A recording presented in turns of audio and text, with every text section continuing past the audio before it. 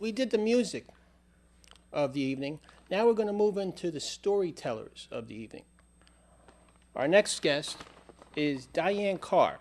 She's an amazing, gifted storyteller who's doing an excerpt from her collection of original stories for children of all ages, Tales to the Funny Bone. I knew this person some years back. She's a very talented writer, and I just wanted to bring her to the show and see what kind of flavor she can bring to arts in the subculture. Okay, so Dian Carr. Sometimes it's tough being different, especially when you're so huge and so big that there isn't any place at all for you. In this excerpt from Tales of the Unis, a big bird, baby bird, is born, and you will hear his experience and what it's like for him, and that he's not so unique after all. When the world's too dreary, itsy bitsy overall, then it's too apparent that I'm overly tall. It stinks being a big bird like me. It stinks having this anxiety. I take up more space than the whole uni race. I'm a thing that's incredible to see. Don't like having to put up with me. Don't like having this misery. I wouldn't complain if it gave me no pain to endure the notoriety of having to be a big bird like me. And then his mother's there, and she's walking along the branch. She was afraid to look at the baby bird, but she looks and she says, "This is, after all, my bird, my big bird, baby bird." She says, "Oh, there's no need to be absurd. You're the ultimate in bird. You're as uni as an uni bird can be. You've long legs to walk and run. Uni legs can't be outdone. And your uni eyes are joy and light to me. You're my special uni bird. You needn't sing or say a word. You needn't flap a wing or climb a giant tree. There's no need to be absurd.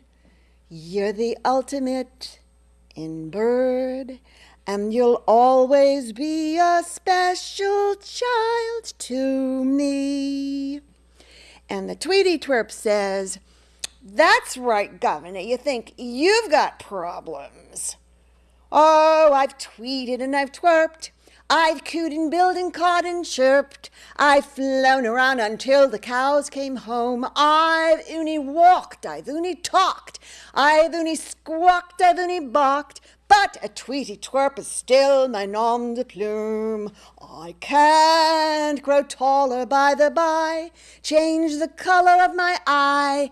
It makes no difference if I pout or fume.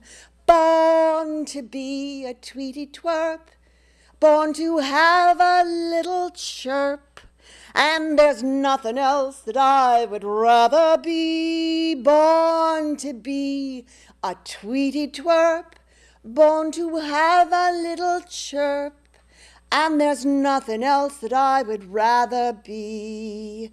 Finally, the last friend comes over and says, "If you think that it's a cinch just to move a single inch, try and be a living, creeping, crawling thing. Locomotion's always slow for those of us who're on the go.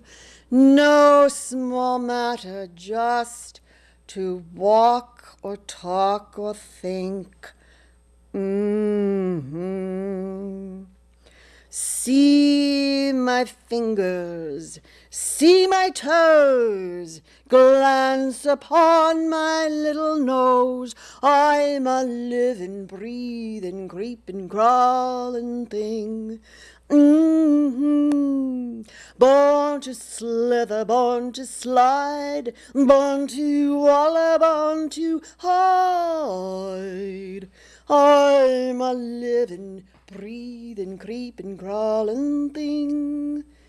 I'm a living, breathing, creeping, crawling thing.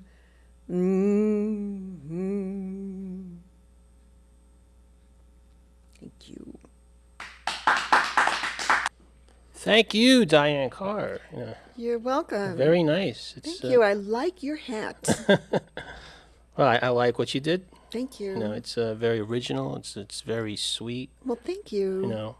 Can you tell me a little bit about it? It's like it's basically for children, as you said. Well, it's something I thought of several years ago, based on something I read about about an endangered species of bird in California, and the uni birds are a fictitious bird, but they really have a very original evolution and a number of very unusual experiences, many of which, of course, parallel the human experience. Right, and did you have this work published that you recited just before? I've done this. I've been privileged to do this on radio, on WNYE-FM, for a couple of radio shows, and I've talked about it, and I've done some storytelling programs, and I'm hoping to publish it through my website, Storytellers. Right. Yeah, and we haven't. I can do more. I Sure. have more. We'll invite you back. I can do more right now. No, I'm joking. So that's I'm great getting in words to trouble hear. here. Great Yes. words to hear from Dian Carr. Yes, Ladies and Dian gentlemen. Carr with great words.